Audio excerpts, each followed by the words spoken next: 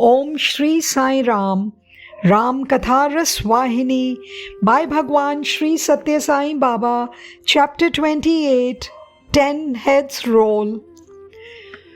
When Ravana heard the news of this holocaust, he exclaimed, whoever expected that the war would end thus, whoever expected that it would be so calamitous a disaster. The news of Narantaka's death spread terror throughout Lanka. Many wise scholars approached Ravana, the bereaved father, and sought to him consolation and comfort, but their effort was but a waste of time. Their advice did not enter the heads of Ravana. When Ravana recovered himself, he heard the wailings of Narantaka's wife, and that made him angrier still. He forgot himself in the flames of vengeance and anger. The night ended and day dawned, even though Ravana did not notice it. The Vanaras gathered at the four gates of the city and were, as usual, getting ready to storm them and enter. Ravana assembled the Rakshasas' warriors and addressed them thus: Soldiers, if your hearts shudder at the prospect of battle, it is best you leave the ranks this very instant. Do not flee when the battle is on. If you do so, I shall slaughter you with my own hands. Threatening them thus, he felt they would fight to the last. Then he ordered that the war drums be beaten and trumpets blown.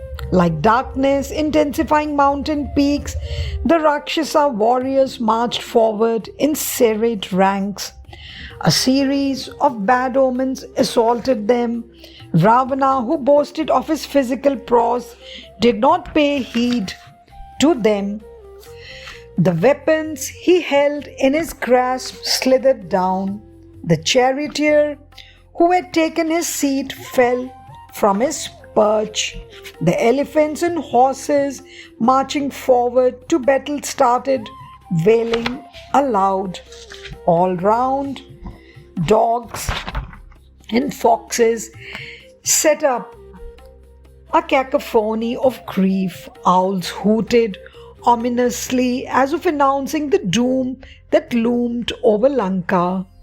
The Rakshasa forces, cavalry, elephantry and infantry marched forward to meet the enemy at the gates. The earth exuded tremors when the forces trampled hard on it. The splendor of that army was indescribable. The army led by Ravana shone like the army that the god of spring leads everywhere with all its color, music and joy. Drums, trumpets, bugles and pipes played around in a majestic stream of heroism and adventure. Meanwhile, the monkeys and bears pounced on the Rakshasas and fell upon them like a host of heavy mountains whose wings were clipped by the arrows of some strange power. They attacked them like the minions of death. Their most efficient weapons were teeth and nails. They threw hills and huge trees on the foe. By the leonine roar, victory to our Lord Sri Rama, they made the elephant hearts of the Rakshasas shudder in mortal fear. Very soon, the battle became a series of duels between the Rakshasas and the Vanaras.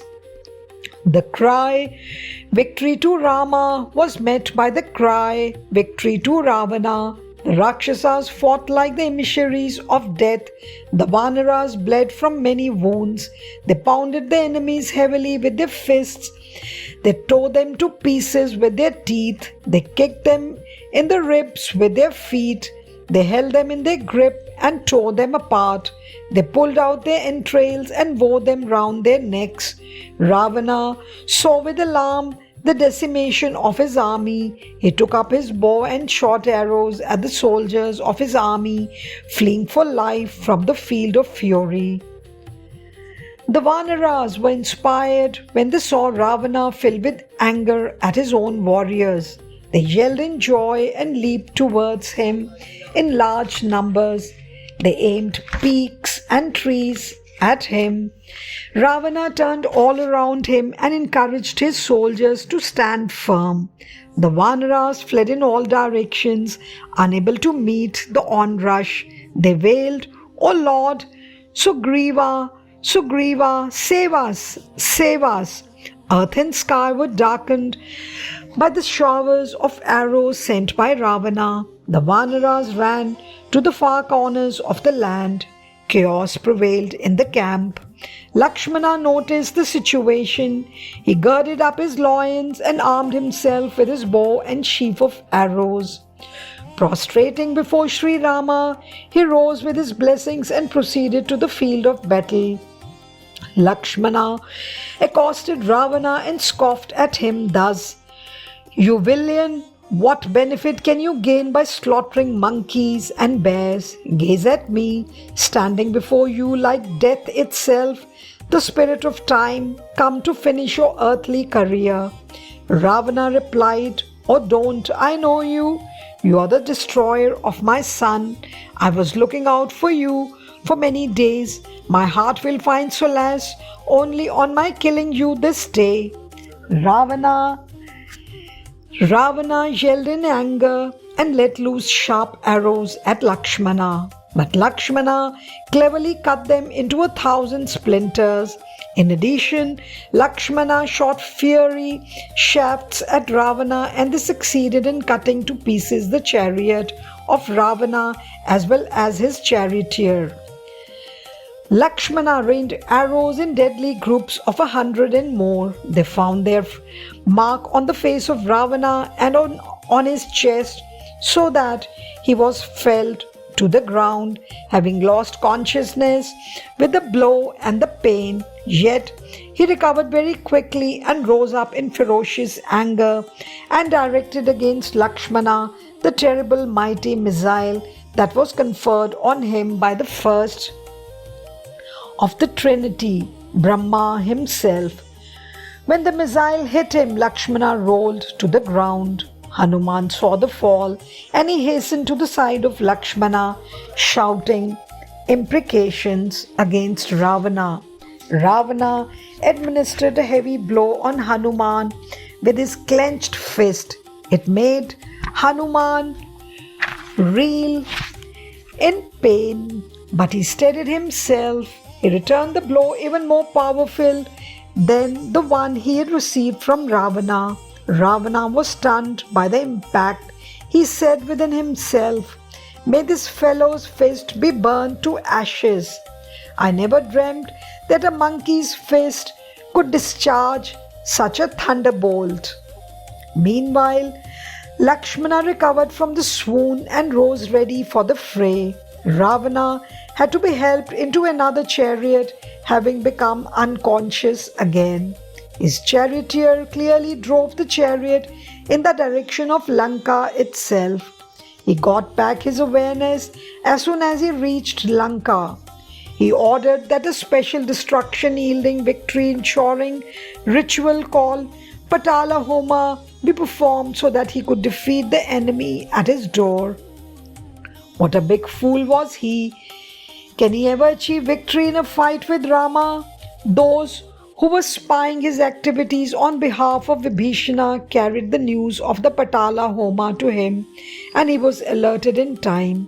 Vibhishana approached Rama without delay and falling at his feet said, "Lord, now Ravana is engaged in a ritual, the same as the one which Meghanada began in the past. This ceremony too has to be defiled and desecrated by the monkey so that Ravana might be deprived of the benefits he hopes to secure through it. In case this Homa is allowed to reach its conclusion without interruption, it will be very difficult to defeat Ravana." Very soon, day dawned. In accordance with the orders of Rama, Angada and Hanuman proceeded to the ritual enclosure with a large following. They jumped and leaped in great hilarity and surrounded the palace of Ravana. Sacrilegious sacrificer, fleeing from battle and finding safety at home, are you sitting cozily performing meditation? Angada dared go very near him and deal him a kick with his foot. Ravana was engaged in preparatory silence and meditation. Even the slightest movement or distraction of attention would make him unfit and unholy, so that the Homa he has to perform for achieving victory would be rendered infructuous. Angada and the monkeys took liberties with him. Some of them dug their teeth into him, a few tugged at his crown of hair. That was the limit. Ravana became fiercely angry.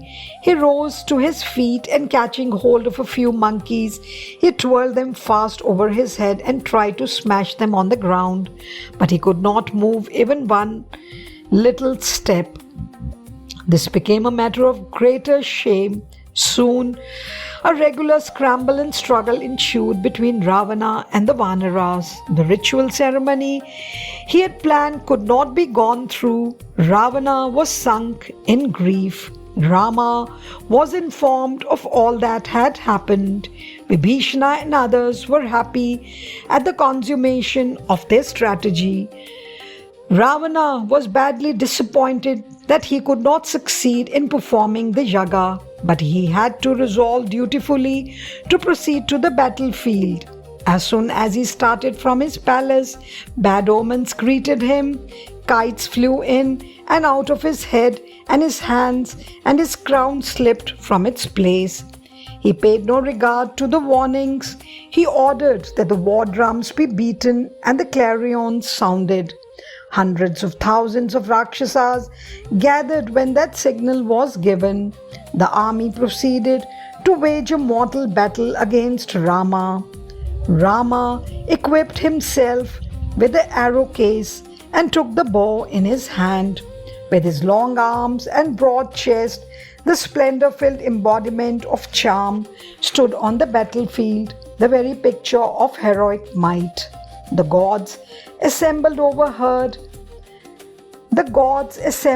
overhead and offered reverent homage to the savior of humanity from the Rakshasa hordes. The Vanara army followed Rama, arrayed in perfect order and alert to command. Like the thunder-spitting clouds bringing destructive floods on the earth on the day of deluge, the Vanara hordes moved fast towards the Rakshasa forces bent upon annihilation of the enemy. The mountain peaks that the combatants threw against the enemy fell with the noise of the thunder. In an instant, the chariots, elephants, and horses of the Rakshasa armies were destroyed. Thousands and thousands of Rakshasas fell on the ground. Blood flowed as rivers. Ravana lost all his warriors. He felt he was alone and that the monkeys and bears were many. So he decided to draw on his magic powers. He exercised magic on all except Rama, but Rama willed otherwise.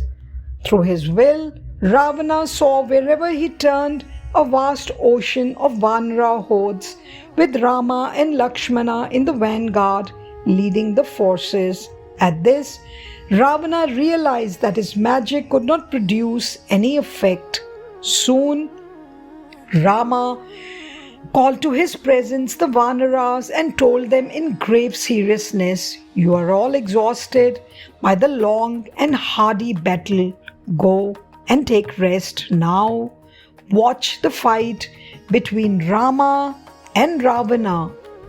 No sooner had he said these words than Ravana encountered Rama with a challenging roar. At this, Rama smiled and said in a soft voice, "Fool, first listen to the words of moral counsel I'm giving. There are 3 types of men in the world. The first are like the patali tree which blossoms finely, but the blossoms do not turn into fruit. Those who indulge in mere speech and do not practice a mite of what they talk are of this type. The second group are like the plantain tree. It gives flowers and fruits both. Those who speak and act, practice what they assert, these are of this type. The third type is like the jack tree. It has no flower, it has only fruits. The best type of men do not prattle or boast or talk high. They are silent workers who act with no boast. You are a mere braggart. Your immoral rule has brought ruin on your race. Ravana was not in a mood to swallow these imputations. He said, "What? Dare you teach me?" And he poured out a stream of abuse. Suddenly, he shot a bunch of hard-hitting arrows on Rama. Rama replied with a fire arrow. The arrows of Ravana were burned to ashes by the weapon that Rama released. Ravana directed against Rama millions of sharp-edged wheels and three-pronged spears. But the hopes of his wicked heart were not fulfilled. Rama thereupon lifted his redoubtable bow and shot a stream of deadly arrows, which flew straight at Ravana like irresistible messengers of death and cobras eager to inject their fatal venom. Rama noticed that as soon as one head was sliced off by his arrow, another grew in its place. Ignoring his impending death, Ravana was immersed in pride. He challenged Rama in great exultation. It was a ghastly sight. The heads that rolled to the ground were shouting. The heads that rolled to the ground were shouting, "Where is that Rama? Where is Lakshmana? Where is that Sugriva?" The heads that remained on the trunk were gnashing teeth and asking for Vibhishana and pouring abuses on him.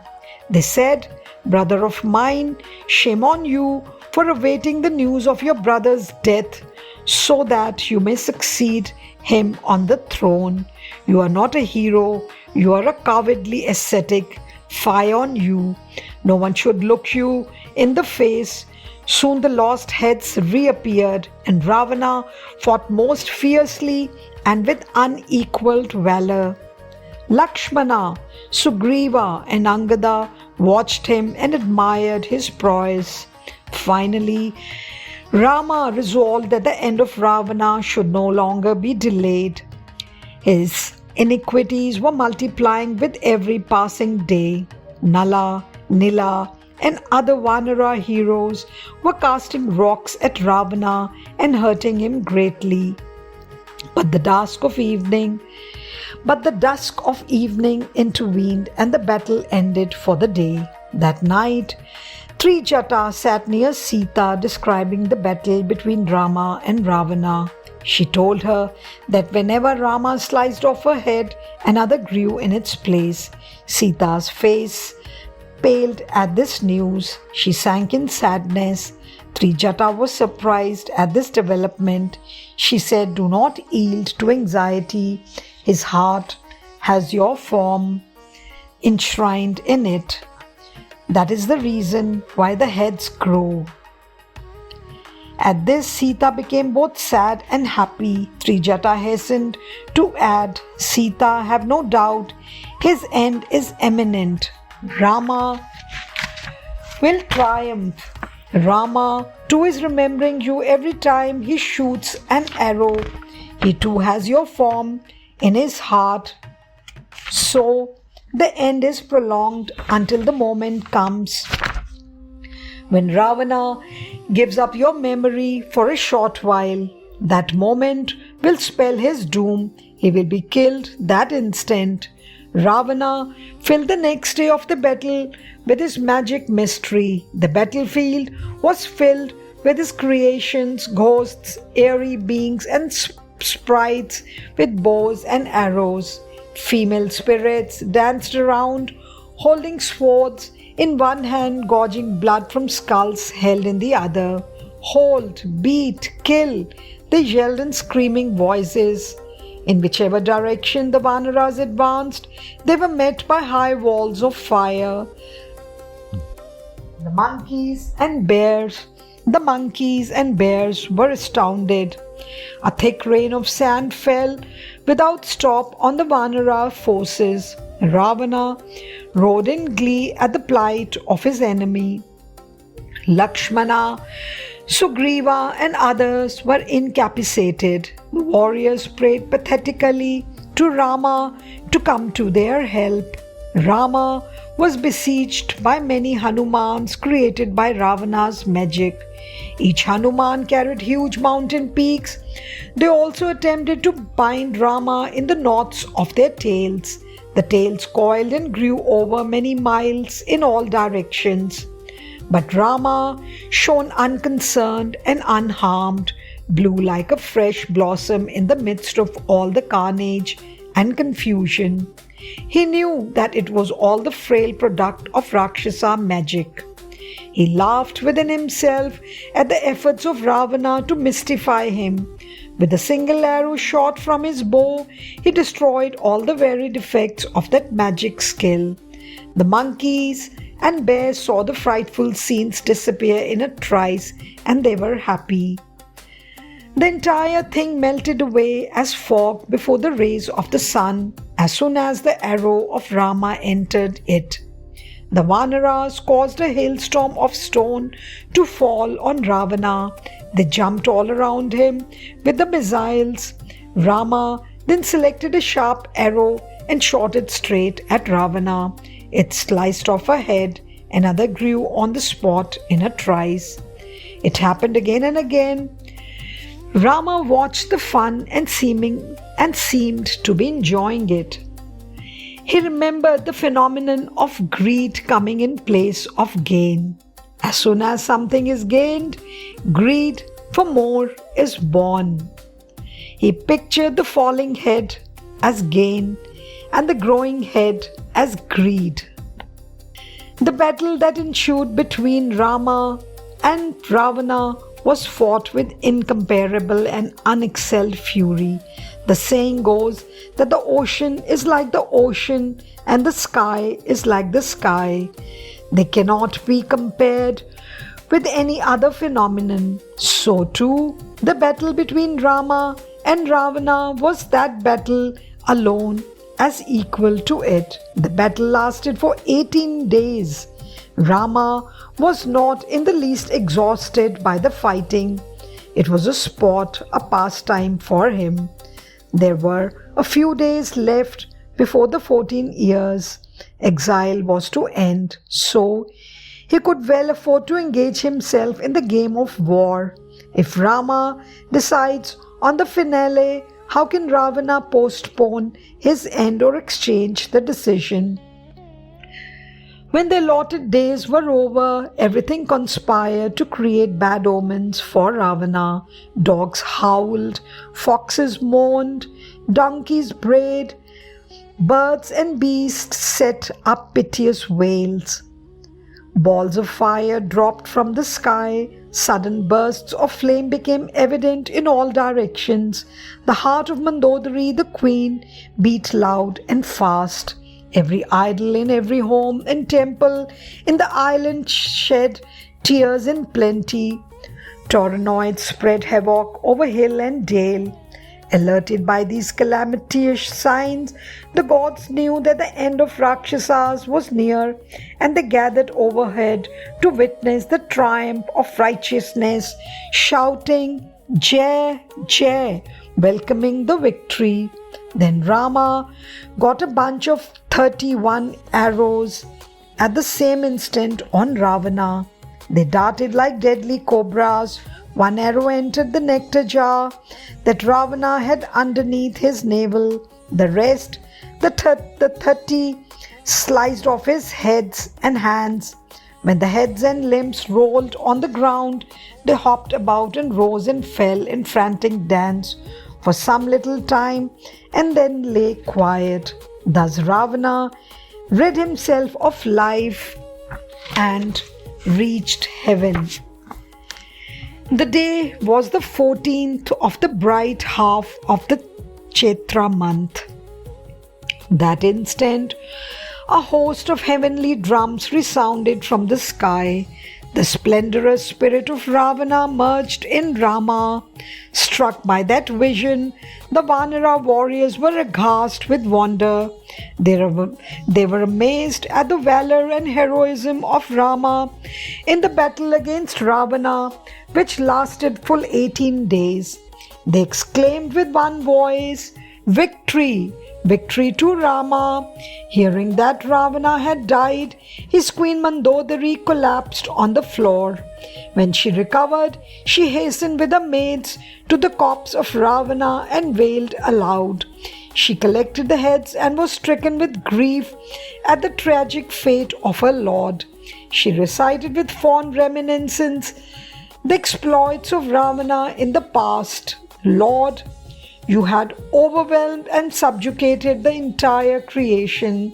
The rulers of the 8 directions had fallen at your feet, praying for protection. Of what avail was all that glory? Of what avail were the austerities and the asceticism that you underwent? You had to endure this fate in spite of all the might you had won. This blow fell upon you since you turned away from Rama. You could not conquer the promptings of lust. He who becomes a slave to lust cannot escape dire punishment, be he as powerful as even the god of death Kala. Blinded by lust, you could not avoid this tragic end. Lust led you to ignore Rama and invite this calamity on your head. Rama has incarnated with the purpose of destroying by the fire of his anger the forest of Rakshasa vice. I disclosed this to you many times over, but a cruel fate rendered you deaf to my importunities. I told you that he is no mere man. You relied foolishly on your physical prowess, your clever intellect, your vast treasures, and the vast numbers of Rakshasas you ruled over. Did I not plead with you, holding your feet in my hands, to surrender to Rama, the ocean of mercy, and thus save the Rakshasas from annihilation? My pleadings were not welcome to you. You were engaged constantly in inflicting injury on others. And actively, you were engaged constantly in inflicting injury on others, an activity which gave you great joy. You seldom attempted to confer benefits on others. Your urges were ever towards sinful deeds and thoughts.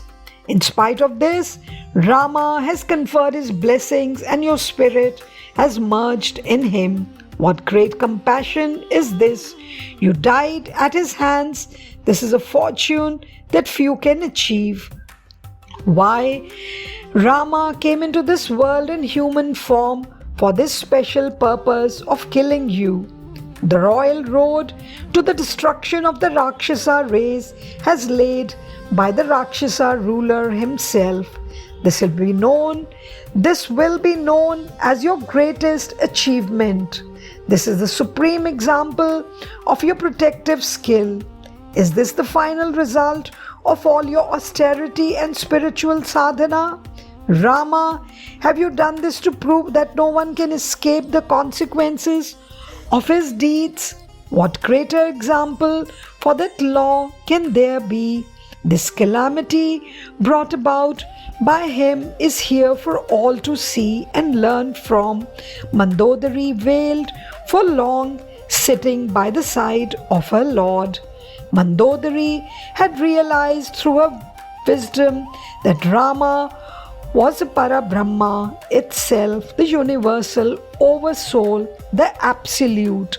The gods, watching her from heaven, were elated at her outlook and attitude at his hour of grief. Vibhishana was moved by the wailing of Mandodari, he agreed that what she said and felt were correct.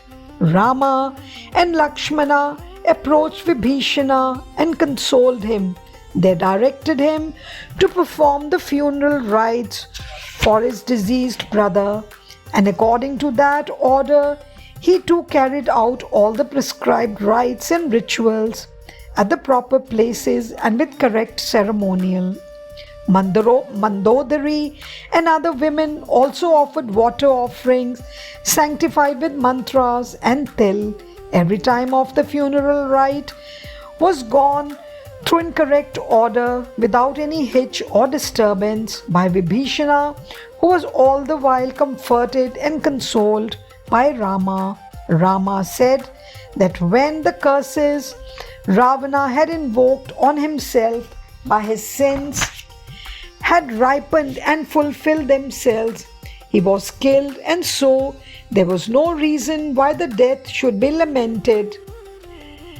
Rama called together in his presence Lakshmana with Sugriva, Jamavanta and Angada and asked them to go into Lanka with Nala, Nila and others for installing Vibhishana as the emperor of Lanka. He directed them to proceed without delay, for the 14 years' exile which the father had prescribed from him would end the next day. But Vibhishana protested and pleaded, "Why do I need an empire? Please place me instead in the immediate presence of your lotus feet," he prayed. "From this day, Lanka is yours. Treat Lanka as a part of Ayodhya," he insisted. But Rama did not agree. He elucidated the political principles and declared that his order was irrevocable. Then Vibhishana prayed that he should be entrusted with the empire by his own hands. Rama replied, "No, having observed and followed my father's command for 13 years, 11 months and 29 days, it is not proper that on the very last day I should go against it. I am an exile as he desired, and an exile should not enter any town or human settlement. You are not unaware of this rule." Thus saying, he blessed Vibhishana and instructed Lakshmana to go into Lanka and install the new emperor on the throne of Lanka. Bowing their heads in acceptance of this assignment, Lakshmana, Sugriva, Angada, Nala, Nila and others started towards the city and reached the palace. They placed the crown on the head of Vibhishana and put on his forehead the auspicious mark of authority. Vibhishana prostrated before the assemblage of Vanaras and acknowledging their friendly help, promised to fulfill the real purpose of his life through following their example and benefiting by their help. "I shall rule over this land as Rama's agent. I shall not accept it as mine. I've already dedicated all of myself to Rama." He suffered great grief when he reminded himself of the cruelties and injuries inflicted by Ravana, his sons and his warriors on the Vanara hordes. He consoled himself by the thought that everything that had happened had been the sport of the supreme will, Rama. Soon they all proceeded to where Rama was and fell at his feet in reverential homage. Then Rama called Hanuman near and told him, "O Hanuman, incomparable hero, go into Lanka on my errand once more and communicate to Sita all that has happened and return with authentic news about her condition." Accordingly, Hanuman entered Lanka, went to the place where Sita was and fell at her holy feet. She asked him, "Are you Rama and Lakshmana?" She asked him, "Are Rama and Lakshmana safe with their Vanara forces? Is Rama, the ocean of compassion, safe and happy?" Hanuman replied with folded palms and bowed head, Rama is safe and happy in all respects. He has killed Ravana and installed Vibhishana as the permanent emperor of this land. Sita was glad at the news of Rama's victory and Ravana's downfall. Her face brightened with joy. She felt a great thrill of delight. Tears of joy streamed from her eyes. O leader of Vanaras, what can I offer you as a gift for conveying to me this best of news? Nothing can equal in value the comforting words you have spoken, she said. Hanuman replied, Mother, the bliss you evinced, the blossoming of joy, they have given me as much as a gift of the three worlds. What more can I crave for? What greater fortune can anyone need than the fortune of seeing Rama victorious over the enemy and happy with his brother? With these words, he prostrated once again at the feet of Sita. Sita said, O best among Vanaras, I am sunk in agony these 10 months of separation from my Lord, and hence I could not see or know anything about the external world. I do not know which day of the week it is today, nor whether it is the bright or dark fortnight, or which day it is that fortnight. Whatever it is, you have given me the most welcome and the most auspicious news. So I shall name it the Mangala Day, though it may be generally be named otherwise. It was a Tuesday, meaning the day that brought Mangala or auspiciousness and joy. May this day be held sacred, and may you, the bringer of this news, be adored specially on this day more than on any other days of the week. At this, Hanuman fell at her feet and stood with folded palms. Sita pleaded with Hanuman, Get me the boon of meeting the embodiment of charm and compassion, my Lord Rama. Do you not know that all this fighting and killing in war was for my sake, for the sake of restoring me to my Lord? Take me soon to the lotus feet of Rama, she said plaintively. Hanuman could not bear the anguish that was patent in the words of Sita. He leapt into the sky and reached Rama in a trice. He narrated all that had happened during the meeting. Rama gathered Angad, Vibhishan and others and told them to proceed to the place where Sita was and directed them to bring Sita respectfully to his presence. They went to the Ashokvanam where she was long interned. Vibhishana directed that Sita may take bath, wear fine silk clothes and be decked in jewels when she moved out of the Ashokvanam. But Sita cast aside the suggestion. She said, Rama is the most precious jewel I have. That one jewel is enough for me. Seeing him is the bath I shall be satisfied with. The prostration I shall do for him is the silk cloth for me. I do not like to wear anything that was once Ravana's property. Vibhishana was moved by the depth of her yearning. He asked the maids to respect her wishes. They also said that Sita was desperately wishing for darshan of her Lord. Soon a palanquin was brought and Sita was seated in it. The Vanaras bore the palanquin on their shoulders. The Rakshasa women who had survived, the Vanara warriors and others were jumping with excitement on both sides of the road and Sita passed through. They stood on tiptoe and even jumped high to get a clearer and nearer view. But Sita did not turn to right or left. She bent her head and was sunk. in one single thought, Rama. When a little distance had yet to be covered, Sita came down from the palanquin, for she felt that she should go to her Lord in humility. Walking the distance, she walked slowly towards Rama. As she neared Rama, the Vanara standing along the path fell at her feet and cheered, Jai Jai Sita Rama. When she ran within a short range, Rama declared that she should not be brought to him immediately, but that she had to go through the ordeal of fire.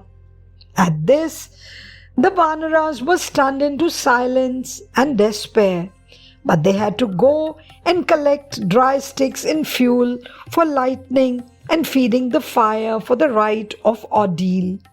The Vanaras had carried on their shoulders huge mountain peaks and rocks before and during the war with Ravana. Now, those very Vanaras were finding little sticks of dry wood too, heavy for their strength, for their hearts were heavy at the thought of Sita being put through this new trial. Of course, Rama knew that Sita had a spotless character and was the very embodiment of virtue. Vibhishana, Angada and Sugriva and others knew that the fire ordeal was only to convince the world. The fact was, the Shakti that was Sita was transmitted and installed in fire. When they were in the Dandaka forest, the Sita who was in Lanka was but the body. The Shakti or the vital core was all the while fostered in fire. By fire, she had now to pass through fire so that she might emerge as the real Sita, embodied Shakti. Sita welcomed the rite, for the world will be convinced that her heart was pure and unblemished. She was happy to see the flames leap up. Lakshmana, however, was overcome with grief, for he himself had to supervise the rite. Sita consoled him with a soft counsel. Lakshmana, when I was married, the Brahmanas lit the fire on the wedding day and sanctified the function. Today, fire will give me the new birth. After that, I will wed the Lord again. Feed the fire well, for that is the right thing to do. Lakshmana was moved by her pang of separation, her yearning for reunion, her loyalty to righteousness, her attachment to justice, and her intelligent analysis of the situation. He shed tears and folded his palms in reverence and stood silent, for he could not find no words to express his feelings. Fixing his gaze on the face of Rama, he piled firewood on firewood and lit the fire till it blazed. Sita was elated when she saw the leaping flames. She had no trace of fear in her mind. She walked towards the fire and standing before it said, O receiver of sacred offerings, by word or deed or thought, I have not dwelt in my mind on anyone other than Rama, my Lord, O purifier. You reside in the heart of every living being. Become as cool as sandal paste to me when I enter you. She prostrated before Rama and moved into the fire. The god of fire, Agni, appeared in the form of a Brahmana, bringing with him the real Sita, and offered her at the feet of Rama, just as the Lord of the ocean of milk offered Lakshmi at the feet of Lord Vishnu.